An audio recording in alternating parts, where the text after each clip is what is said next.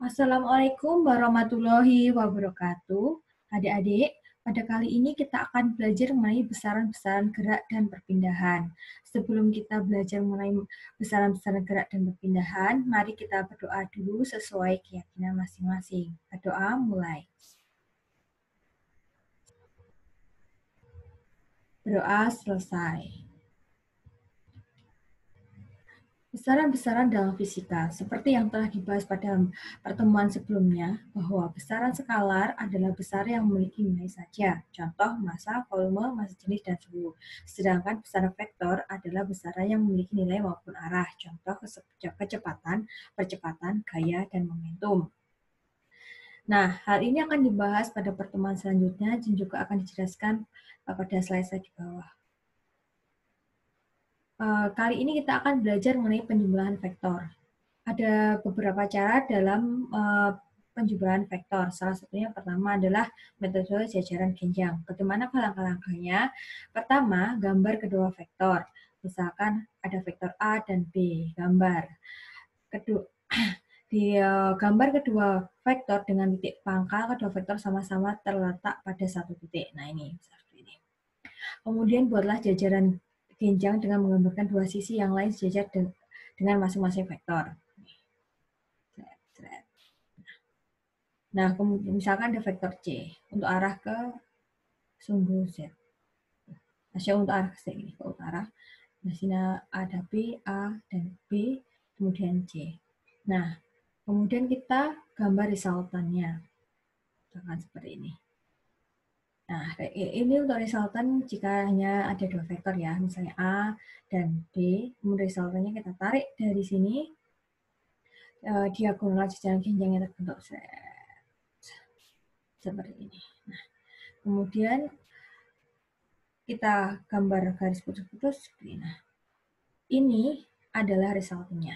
Nah, kalau yang C ini adalah cara kita mencari resultan dan juga cara menjumlahkan vektor jika ada tiga vektor A, B, dan C.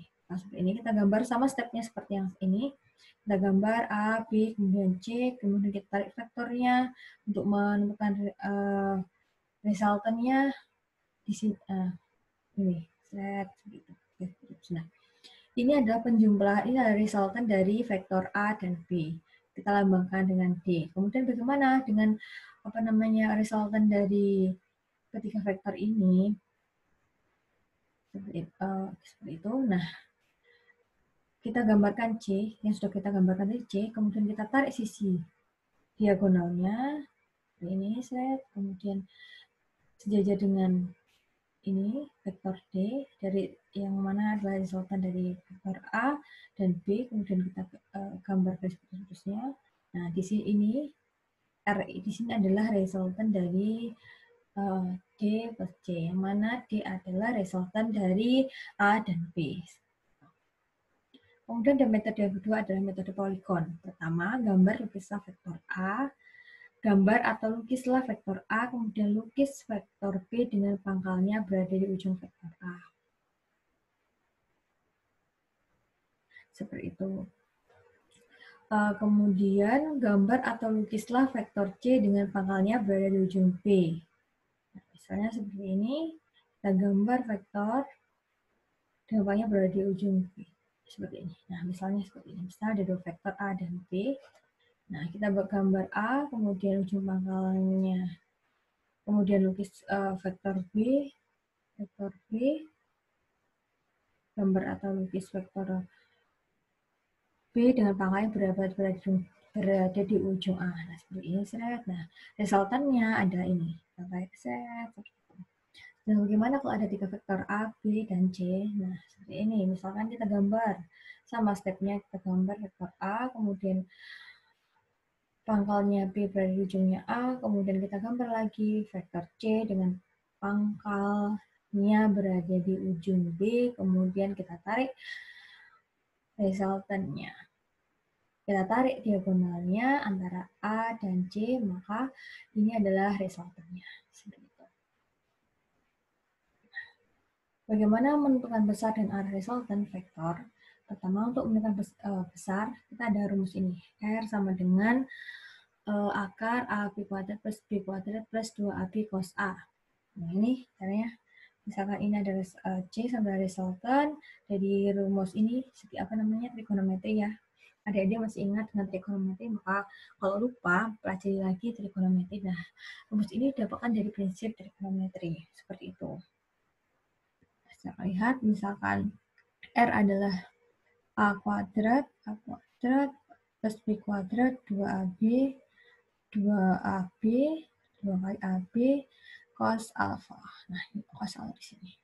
Nah, arahnya adalah R sin theta sama dengan B sin theta. Arahnya adalah R sin theta, B sin alpha. Seperti itu. B sin alpha. Atau B bisa dengan B sin alpha. Jadi, seperti itu. Nah, kemudian penguraian vektor berdasarkan komponen-komponennya. Penguraian vektor menjadi komponen-komponennya adalah penjumlahan dari dua vektor lainnya, dipilih dengan arah tegak lurus satu sama lain. Vektor V merupakan penjumlahan dari vektor Vx dan vektor Vy. V penjumlahan dari vektor Vx dan Vy. Nah, ini misalkan kita gambar dulu, misal arah tegak lurus satu sama lain, kemudian jadi sebuah vektor itu merupakan penjumlahan dari dua vektor. Jadi teorinya seperti itu. Kemudian kita gambar tegak lurus satu sama lain, kemudian kita tarik vektor V-nya diagonal seperti itu. Kemudian vektor V di sini, vektor V ini merupakan penjumlahan dari Vx dan Vy. Penyelesaiannya sama, masih dengan menggunakan trigonometri. Jadi Vx, kita mencari Vx-nya, V cos alpha, dan Vy ada V sin alpha. Itu. Kemudian V itu sama dengan V kuadrat X plus V kuadrat Y akar diakarkan. Atau V sama dengan akar Vx kuadrat plus Vy kuadrat. Kemudian tan theta sama dengan Vy per Vx. Nah, di sini rumus trigonometri masih ingat kan? Sin theta sama dengan Y per R, cos theta X per R, tan theta Y per X. Jadi dasarnya basicnya adalah penyelesaian menggunakan trigonometri. Nah, kita akan belajar mengenai perkalian vektor. Perkalian pertama ada beberapa tipe perkalian vektor. Yang pertama adalah perkalian titik. Dilambangkan A dot B, hasil perkalian titik dari dua besaran vektor adalah besaran skalar. Didefinisikan sebagai berikut. A dot B sama dengan AB cos theta. Sifat perkalian sebagai berikut.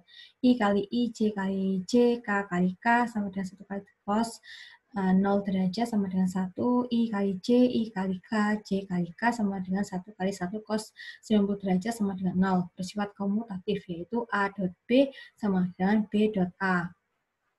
Kemudian perkalian vektor yang kedua adalah perkalian silang, dilambangkan dengan A kali X. Hasil perkalian silang dari dua besaran vektor adalah besaran vektor. Didefinisikan sebagai berikut. C sama dengan A kali B, C sama dengan A, B sin theta. Sifat perkalian sebagai berikut. I kali I sama dengan J kali J, K kali K sama dengan 0.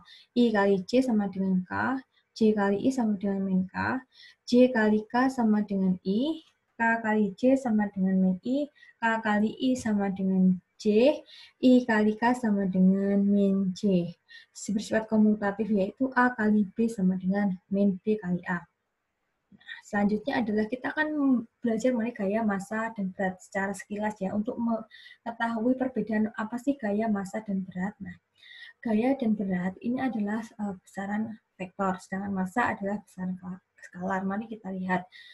Untuk gaya adalah F sama dengan MA. Keterangan F adalah gaya Newton, M adalah massa, A adalah percepatan. Jadi gaya ini memiliki arah ya, adik-adik. Sedangkan massa tidak memiliki arah. Jadi F gaya ini adalah merupakan besaran vektor yang didapatkan dari perkalian antara besaran skalar dan besaran vektor. Sedangkan untuk berat itu berbeda dengan massa. Berat adalah gaya berat. Newton atau sama dengan W. Jadi hukum Newton, M adalah massa, G adalah gravitasi yang mana arahnya selalu ke bawah menuju pusat bumi. Seperti itu. Sekian materi kali ini. Terima kasih. Semoga ilmunya bermanfaat bagi dunia dan akhirat. Saya akhiri. Wassalamualaikum warahmatullahi wabarakatuh. Selamat belajar.